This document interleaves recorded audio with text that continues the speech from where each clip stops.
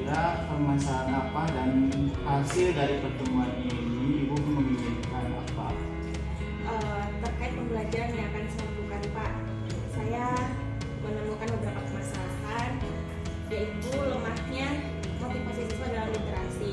Sementara pembelajaran saya nanti ini outputnya adalah writing, sedangkan inputnya tentunya adalah reading, ya Pak. Dan reading itu suatu hal yang membosankan. Pembelajaran reading itu membaca bagi anak zaman sekarang, apalagi melihat kertas atau buku cetak, bacaan materi sudah pasti membosankan. Saya ingin bagaimana caranya pembelajaran reading itu didesain semenarik mungkin bagi anak zaman sekarang yang selalu ketergantungan sama gadget. Ya, itu berarti Bu ya. Saya pun melihat data di kita ini di rapor pendidikan di sekolah kita itu bahwa literasi di sekolah kita masih minim ya Bu ya. Sehingga Ibu tadi betul ada relevansinya dengan pada saat melakukan pembelajaran tentunya akan mengakibatkan anak-anak malas untuk membaca ya itu. Yang akan Ibu lakukan untuk pembelajaran selanjutnya ini apa saja kira-kira yang Ibu harapkan gitu nantinya? Yang saya dapat bukan hanya motivasi dan literasi ya Pak, tapi perbedaan anak, perbedaan karakter, perbedaan minat dan bakat, ya kan Pak, sedangkan berarti saya harus merancang sebuah pembelajaran yang bisa masuk ke semua jenis karakter siswa dan dengan bakat dan mereka yang mereka minatnya juga ya kan Pak. Kemudian sedangkan anak-anak sekarang kan sangat terikat dengan gadget, ketergantungan. Bagaimana pembelajaran itu saya memanfaatkan gadget yang biasanya mereka pakai untuk game, hanya untuk senang-senang, dimanfaatkan untuk pembelajaran. Fasilitas teknologi yang ada pada anak yaitu gadget untuk dialihkan ke pembelajaran Ibu ya, proses pembelajaran Ibu. Nah, kira-kira dari apa yang Ibu lakukan lagi tadi itu, apalagi dalam proses pembelajaran itu, dalam pembuatan RPP itu, apa saja yang terlibat dengan gadget tersebut gitu, misalkan aplikasinya atau apa gitu? Ya, tentunya pada konten ya Pak, konten materi itu kan inti ya, permasalahan inti yang harus sangat bisa disampaikan kepada siswa. Bagaimana materi itu disampaikan melalui gadget. Kedua, LKPD yang tugas yang identik dengan hal yang memusingkan, membosankan. Saya akan membuat LKPD online yang bisa membuat anak memiliki rasa ingin tahu pendidikan. Oke, betul. Berarti Ibu nanti menggunakan pembelajaran berdiferensiasi ya Bu ya, karena tadi saya lihat Ibu mau melakukan pembelajaran tersebut ada nanti untuk diferensiasi konten, diferensiasi produk, proses, dan produk ya Bu ya. Nah itu berarti tiga itu mau dicapai sama Ibu ketiga-tiganya. Itu ya Bu ya gitu ya. Nah kira-kira kapan Ibu mau melaksanakan dari pembelajaran itu ini? Pekan depan? Berarti nanti hari Senin ya Bu ya? Atau mau hari kapan Ibu melaksanakan? Hari Kamis. Ya mudah-mudahan bisa berjalan ya Bu ya apa yang Ibu inginkan. Terus kira-kira siapa lagi yang bisa membantu Ibu untuk melaksanakan kegiatan tersebut supaya lancar?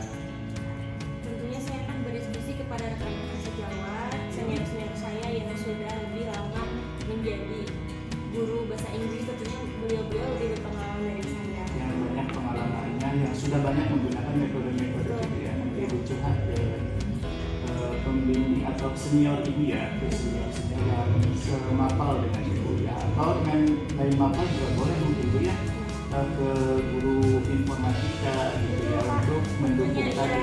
Karena saya sendiri juga kemampuan IT saya sangat terbatas ya Pak. Saya harus menggali informasi tentang terkait beberapa aplikasi atau yang bisa dimanfaatkan seperti worksheet, live worksheet itu saya baru tahu Pak, jujur kayak bagaimana membuat QR code itu saya juga sedang mendalami.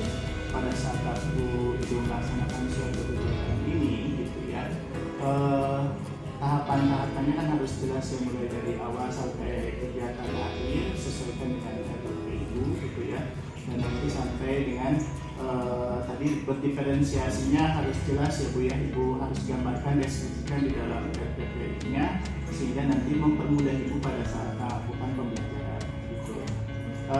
Ada lagi tidak ibu yang mau dibicarakan dengan saya di sini? Kemudian terkait KSE Pak. KSE, Ya. berarti tentang kompetensi sosial dan emosional. Gimana ibu? Sejauh ini ibu yang sudah pahami tentang KSE-nya gimana? Kita harus memahami siswa, kita harus peka terhadap kondisi emosi siswa. Betul. Ketika siswa sudah terlihat tidak kondusif, sudah teralihkan atau malas, tidak termotivasi, kita bangun kembali. Kita mungkin bisa rehat dulu dari kegiatan tersebut. Kita kasih ice breathing. Terus apalagi ibu kira-kira yang bisa ibu terapkan di KSE ini? Baru itu Pak, Itu ice breathing juga itu merupakan kegiatan yang untuk mencairkan suasana ya, itu bisa dimanfaatkan oleh ibu.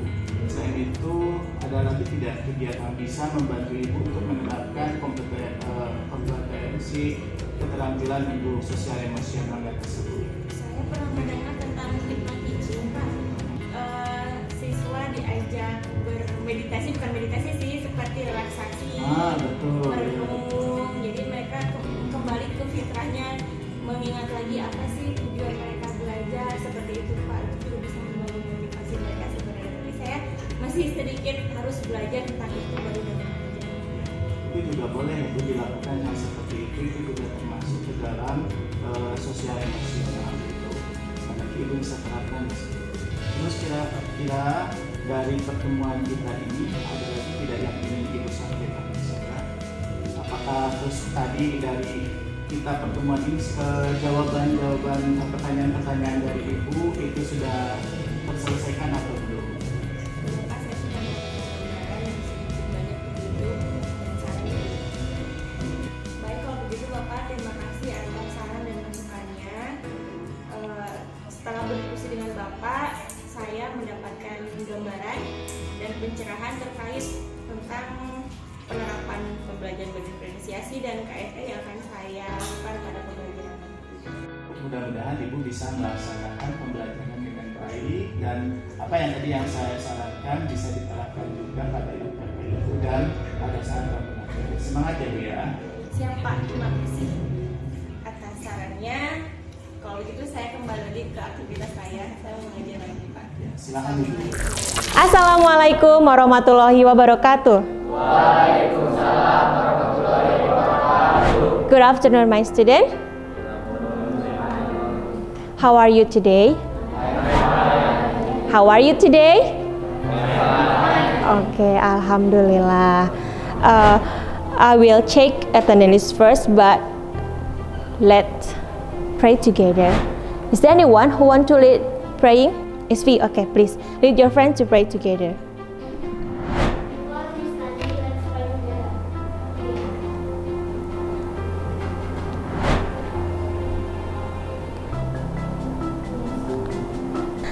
I will check attendance first. Alif, Dafa, Dika, Dila, Elsa, Eric, Fajar, Isfi. All of you come today ya. Semuanya hadir hari ini ya. Oke, alhamdulillah. I know this is afternoon class, so some of you usually feel sleepy today, but I will make sure you are ready to study today. Okay, I will give you ice breaking first. The name's game is up and down. If I say up, you raise your hands up. If I say up, raise your hands up. Your hands, it means two, your hands, dua-duanya. And if I say down, put your hands down. Oke. Mulai ya, let's begin. Up. Up. Down. Down. Up. Down. Up. Hey. Okay, thank you. Give applause for us. Okay. Before we start our discussion, our learning today, I would like to ask you, do you still remember what is our last discussion before you have long holiday? Congratulating and Complimenting. And now I would like to ask you, where did you go in your last holiday? Did you go to Pangandaran Beach? Here, you know we are live in a tourism place, right? We are surrounded by many tourism spots. Ada yang tahu apa aja yang ada di kita? Batu Karas. Okay, what else? Pangandaran, Madasari, Citumang. I will show you a picture here. Look at the first picture. Do you know where is it? Di mana ini? Crowded. Biasanya yang penuh di mana? Pangandaran Beach ya. Crowded. It's always crowded. Ini Madasari. Do you know Madasari? And the third picture? Green Canyon.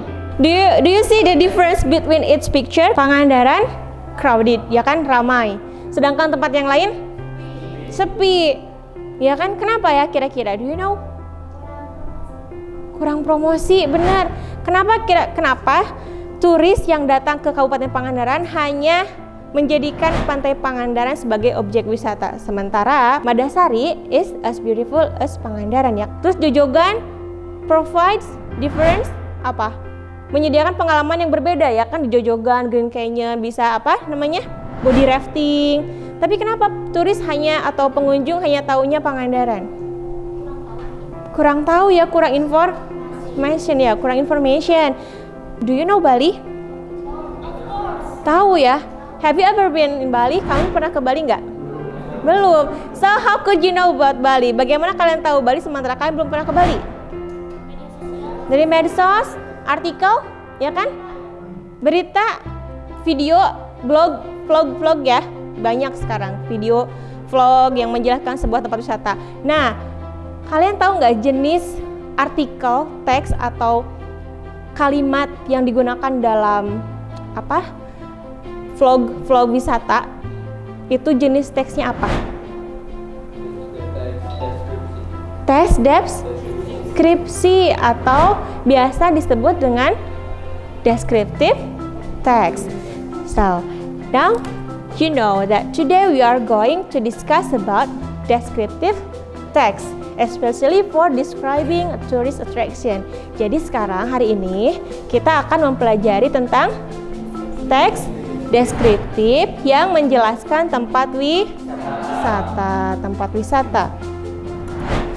What is descriptive text anyway? Kita baca ya, di sini saya jelaskan. It is a genre of text which contains explanation and description of an object from its shape, function, characteristic, dan lain-lain. Jadi, biasanya sebuah teks yang berisi tentang explanation apa? Penjelasan, deskripsi sebuah objek dari bentuknya, fungsinya, karakteristik, dan lain-lain. It can be person, animal, place, thing. Our discussion points today, we will talk about social functions, general structure, and language features. So today, you are going to discuss about this point. And after this meeting, you are expected to be able to identify the social function, general structure, and language features. Next meeting, we will create our descriptive text. Tadi yang pertama nih, social functions-nya. Di sini saya punya I have a text by the title Borobudur Temple. Contohnya adalah teks tentang Borobudur Temple. Who want to read the first paragraph? Come on. Who want to read the first paragraph? Isvi, please.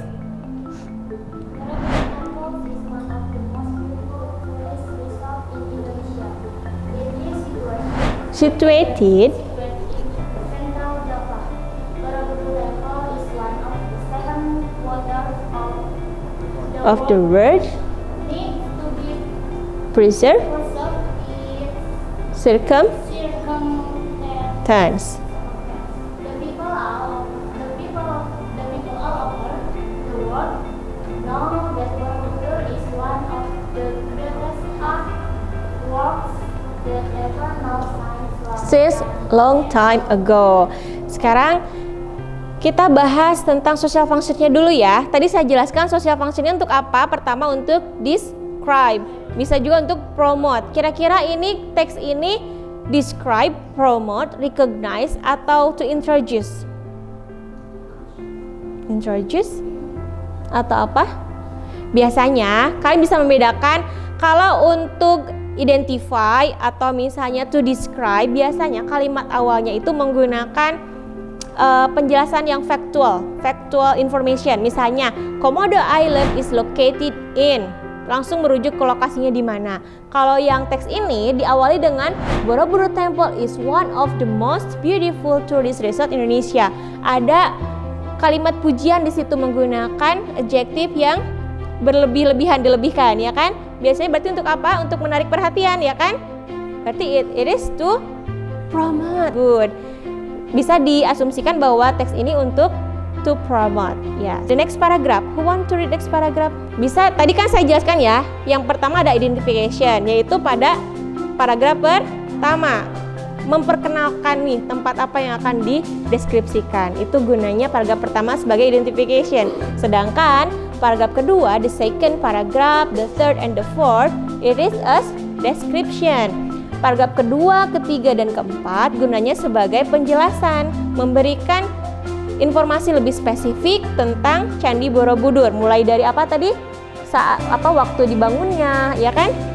Kemudian di situ juga dijelaskan ada tentang akomodasinya, itinerarinya, dan fasilitas lain yang ada di sana bisa kita jumpai. Sampai sini, any more question? Tidak. Now we are going to discuss about language features atau unsur kebahasaannya. Tadi yang pertama saya sebutkan apa, ada yang masih ingat? Adjective. Oke, saya sudah tandai. Kira-kira yang berwarna apa? What colors? Yellow. Are you sure? No. Nah, look at the red word. Saya sudah tandai dengan warna merah. Ada beauty, elegance, private, itu merupakan kata sifat atau adjective. Kemudian ada adverb. Keterangan mana? Keterangan tempat in Indonesia, in Central Java. Nah, ini merupakan keterangan tempat atau adverb. Look at the underlined sentence. Nah, itu merupakan contoh dari simple present tense.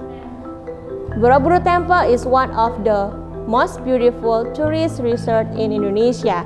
You will work in a group. Kalian akan bekerja dalam kelompok. Make a group consists of 4.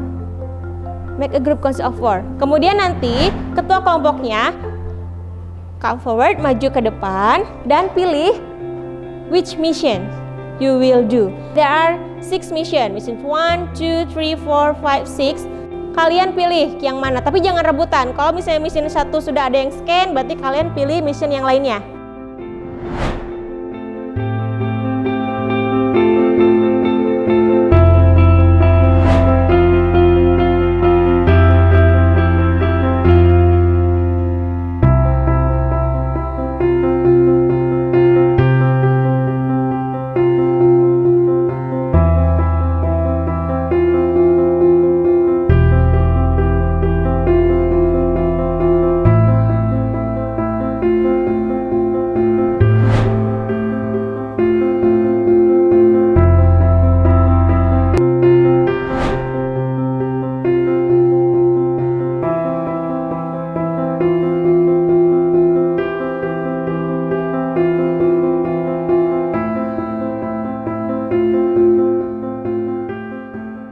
If you have finished your work, please come forward and present your discussion result.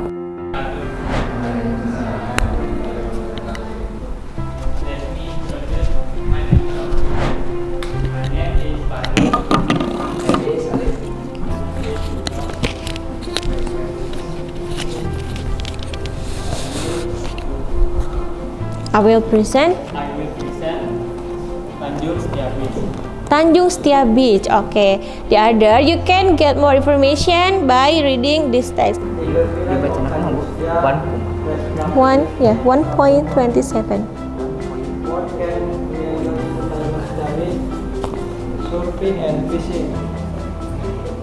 When is the best time to visit Tanjung Setia Beach? Let's from June to August.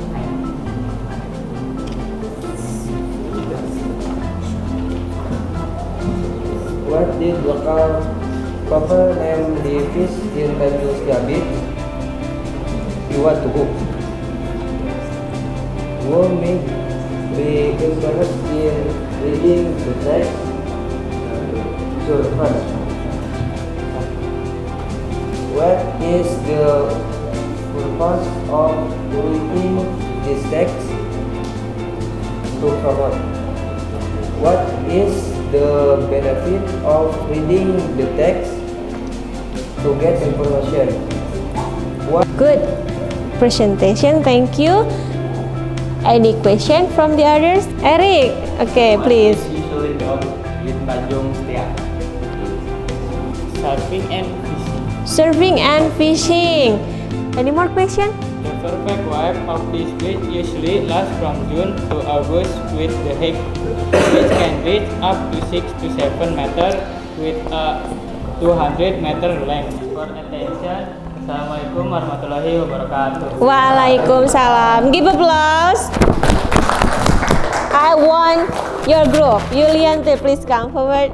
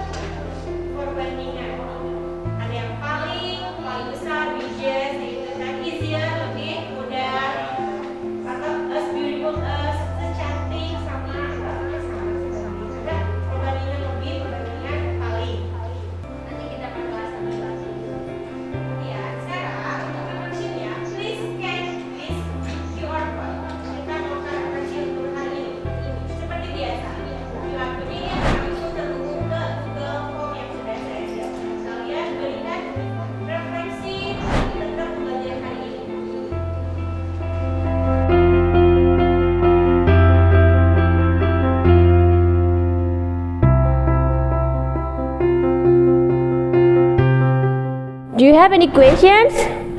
No? Is it enough for today? Well, next meeting we will create our own descriptive text for promoting tourism object in Pangandaran. Keep your spirit and let's end our activity by saying Hamdalah. Alhamdulillahirabbil alamin. Thank you for today. See you next time. Give applause for us. Assalamualaikum warahmatullahi wabarakatuh. Selamat pagi Pak Joni sama Ibu ya. Pak Joni mungkin di sini sebagai kita akan melakukan pendampingan terkait dengan supervisi akademik ya Pak Joni ya. Di pendampingan individu yang kelima ini. Dan kemudian kemarin kan Pak Joni sudah melakukan 2 tahap, yaitu tahap pra-observasi dengan tahap observasi ya. Nah, tetapi saya ingin bertanya dulu tentang klien atau kalau ini kan kita menggunakan tekniknya kan coaching. Jadi Pak Joni sebagai coach yang dalam hal ini dalam supervisi akademik ini dan Ibu ini sebagai coach ya. Kemarin mungkin sudah dilakukan yang dari 2 tahap saya sampaikan dan saya ingin bertanya dulu tadi terkait dengan identitas Ibu ya. Ibu di sini sebagai coach ya. Mata pelajaran identitas Ibu saya ingin tahu sedikit lah mungkin memegang kelas atau bagaimana di sini atau selain bidang gitu maksudnya. Ya, perkenalkan nama saya Nuni Apriani Fitria. Saya di sini sebagai guru mata pelajaran bahasa Inggris, juga merangkap sebagai wali kelas di 11 TBSM 1. Baik ya, selanjutnya kemarin kan Ibu sudah melaksanakan yang tadi sampaikan yaitu dengan keadaan observasi. bagaimana Ibu ketika menyusun rencana pelaksanaan pembelajaran. Ibu kan memegang mata pelajaran bahasa Inggris ya. Apakah ada kesulitan? Kalau kesulitannya seperti apa?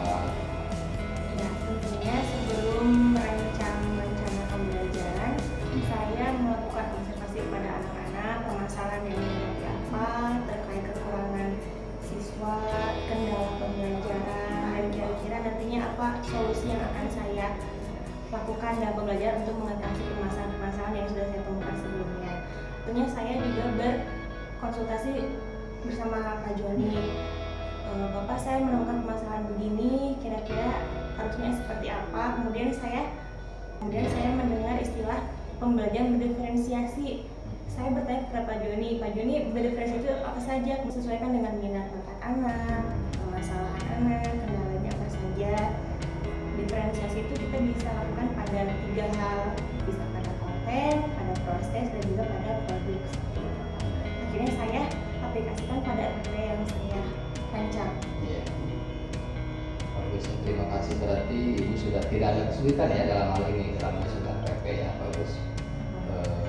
Dan alhamdulillah mungkin berkat bantuan Pak Joni juga di sini selaku PGP ya. Kemudian apa saja yang sudah Ibu terima atau masukan dari Pak Joni selaku dalam ini mungkin sebagai coach ya tadi di sini, itu sebagai coach. Apa saja yang sudah disampaikan oleh Pak Joni? Ya, kita sebagai guru itu melakukan pelayanan pendidikan harus berdasarkan pada student center. Jadi siswa itu sebagai pelaku utama kita memfasilitasi baik dari segi media yang menarik bagi mereka, disesuaikan dengan ada yang suka video kita sediakan, ada yang suka foto-foto, gambar kita sediakan, ada yang suka dengan bacaan yang media online kita sediakan juga. Jadi kita lihat minat bakat siswa, artinya student center itu berpusat pada siswa, bukan kita yang mendominasi pembelajaran. Kita yang sediakan. Jadi anak-anak ikut terlibat ya Bu, di situ untuk pembelajaran Ibu ini. Di sini pada saat Ibu menyusun RPP, Ibu melibatkan ke anak-anak itu Pak gitu. Ini melibatkan dengan teknik untuk pembelajaran berdiferensiasi gitu. Sambil menanyakan gitu kesukaan anak-anak itu apa gitu ya gitu. Nanti Ibu tinggal mengelompokkan diferensiasinya konten, proses atau ke produk gitu ya. Bakat siswa Itu. Tapi sebelumnya sih belum ada pas waktu sebelum pra-observasi ini masih belum menggunakan pembelajaran diferensiasi. Nah, setelah saya melakukan pra-observasi, di observasi di situ Bu Nuni sudah melakukan berdiferensiasi gitu. Tapi di sini masih ada dua ya Bu ya, dua diferensiasi yang terlaksanakan, diferensiasi konten sama diferensiasi proses itu. Karena Bu Nuni masih di observasi masih belum melaksanakan ketiganya, nanti di pembelajaran selanjutnya Bu Nuni akan melakukan pembelajaran berdiferensiasi ketiga-tiganya, karena nanti ke produknya juga hasil dari anak-anak akan dilakukan ya Bu untuk berdiferensiasi. Baik ya, terima kasih atas kesempatannya ya. Dalam hal ini saya mengkonfirmasi terkait dengan kegiatan 2 tahapan yang sudah dilewati ya Pak ya. Yaitu tahapan pra observasi sama tahapan observasi, dan Pak Joni sudah melakukan suatu masukan ya, beberapa masukan ya terhadap Ibu Nuni yang Bu Nuni dalam hal ini mungkin sudah merasa nyaman dan sudah merasa mendapatkan apa yang diinginkan ya dengan kegiatan pembelajaran yang dilaksanakan ini. Terima kasih, saya percaya Pak Joni ya sama Ibu Nuni yakin lah pada dasarnya semuanya sudah dikuasai ya, dan untuk itu mungkin saya menyampaikan apresiasi dan terima kasih yang setinggi-tingginya kepada Pak Joni sama Ibu Nuni yang sudah melaksanakan 2 tahapan ini ya. Kemudian kita menginjak kepada tahapan yang selanjutnya ya, yaitu tahapan pasca observasi ya, yang dimana pasca observasi ini ada pasca observasi, ada refleksi sama pengembangan diri. Nah untuk itu saya berikan kembalikan kepada Pak Joni dan Ibu Nuni untuk melakukan teknik proses tadi ya, coaching ya, dalam hal ini Pak Joni sebagai coach dan Ibu sebagai coaching untuk menanyakan terkait pasca observasi. Untuk itu saya sampaikan terima kasih. Billahi taufiq wal hidayah. Wassalamualaikum warahmatullahi wabarakatuh. Waalaikumsalam. Assalamualaikum warahmatullahi wabarakatuh. Bu Nuni, gimana keadaannya? Sehat Ibu? Ya. Kemarin kita sudah melakukan praobservasi dan observasi ya Bu ya. Saya melihat pengajaran Ibu ya di kelas sudah saya lihat. Terus yang saya ingin tanyakan di sini, masalah yang masih muncul setelah melakukan pembelajaran, setelah saya memberikan masukan di observasi dan di praobservasi dan observasi, apa saja kira-kira Bu?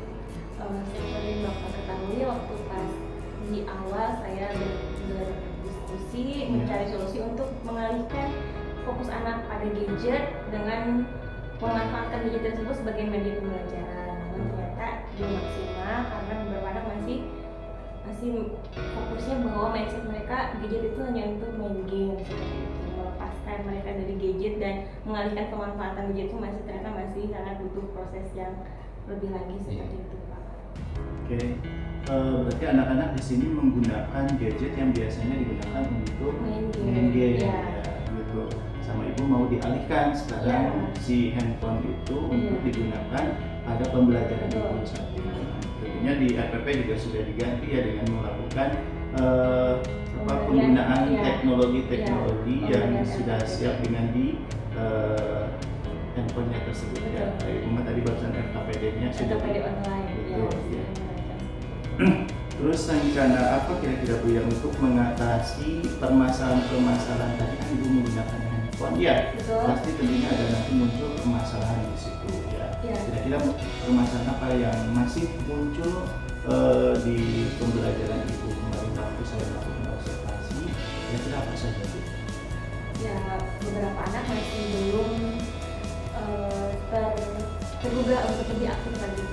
Iya betul, masih ada rasa terpendam untuk ingin main game atau gimana itu? Iya, mereka berpikir bahwa apa sih harus ini jadi kenapa Bu terus pakai handphone, RKPD online, coba aja kita menggunakan teknologi, kita manfaatin teknologi ini untuk RKPD kamu bisa lihat RKPD-nya di handphone kamu.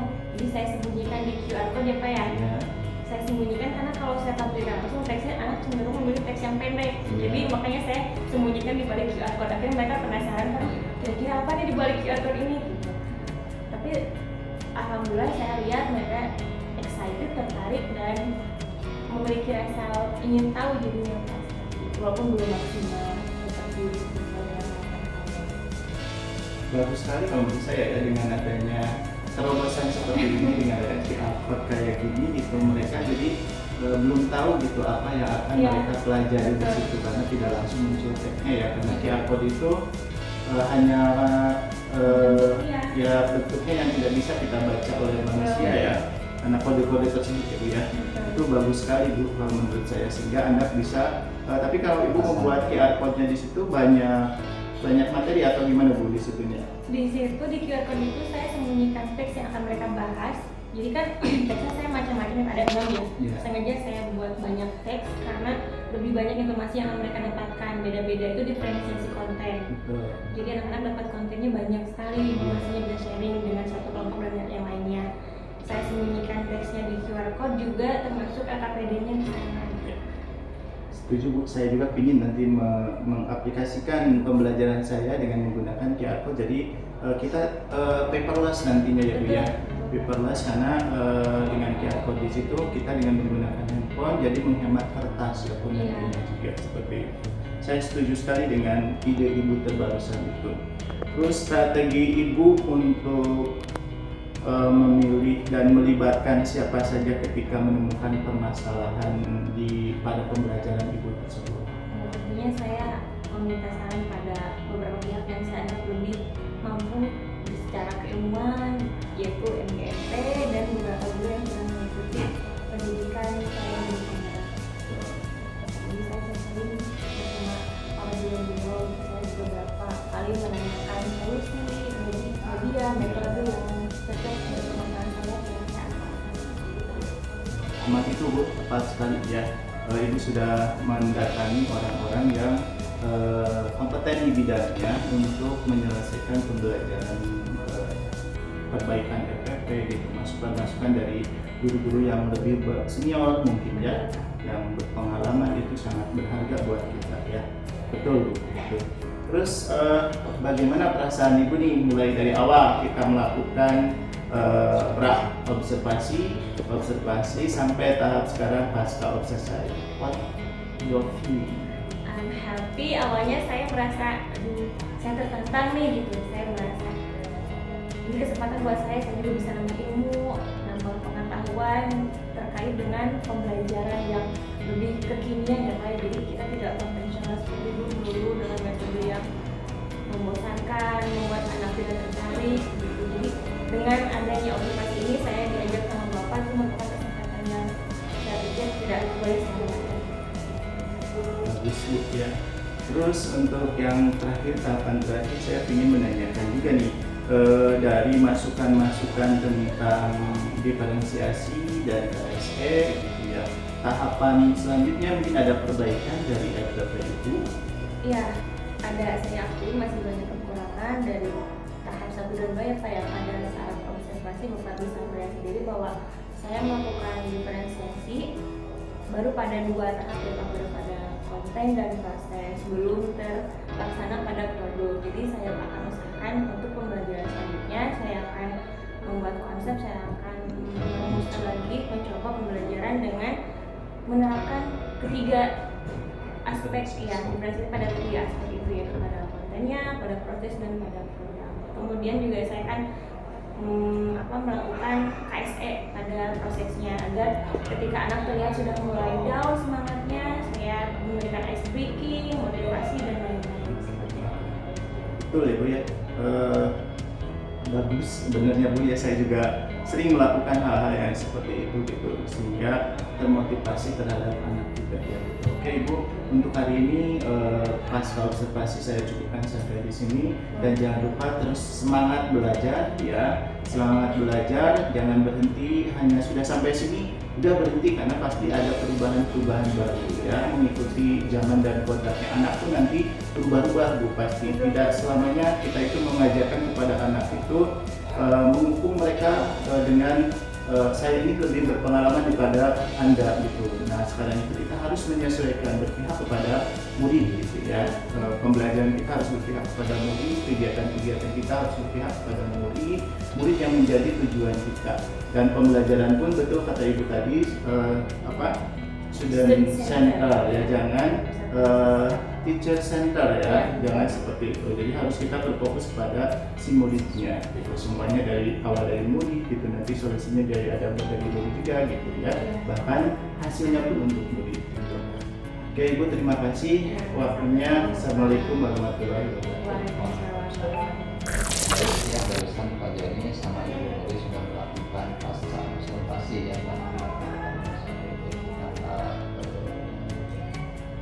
Pasca kemudian refleksi dan juga pengembangan diri ya. Pengembangan ini sudah disampaikan di barusan ya. Memang tidak secara secara aktif tidak sampaikan, tapi sudah terlihat. Saya sampaikan terima kasih atas semua tahapan yang sudah dilakukan Bapak Pak Joni sama Ibu Nuri ya. Saya mengapresiasi yang setinggi-tingginya terkait dengan rumah, mungkin levelnya level SKTA ya. Kalau di SD ada yang seperti ini ya Pak Joni, jujur saja, karena mungkin SD itu kan sebagai pendidikan dasar ya, jadi hanya sebagai dasar-dasarnya saja. Saya banyak menemukan menerima pengalaman ya, bukan menerima berbagai pengalaman, pengetahuan, keterampilan dan juga sikap yang Ibu sudah sampaikan barusan ya di pembelajaran berdiferensiasi.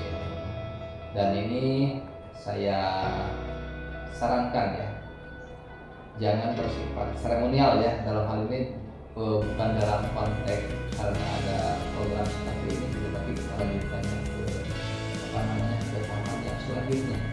Jadi kontinuitasnya continue. Jangan sampai ada pemotongan misalkan karena sudah melakukan ini kemudian akan sekian di situ. Jadi kita lanjutkan. Terima kasih Pak Joni, Bu Nuri juga yang sudah menyampaikan praktik baik ya dalam hal ini praktik baik terkait dengan program itu. Sekian saja closing statement dari saya ya. Billahi taufiq wal hidayah. Wassalamualaikum warahmatullahi wabarakatuh. Waalaikumsalam.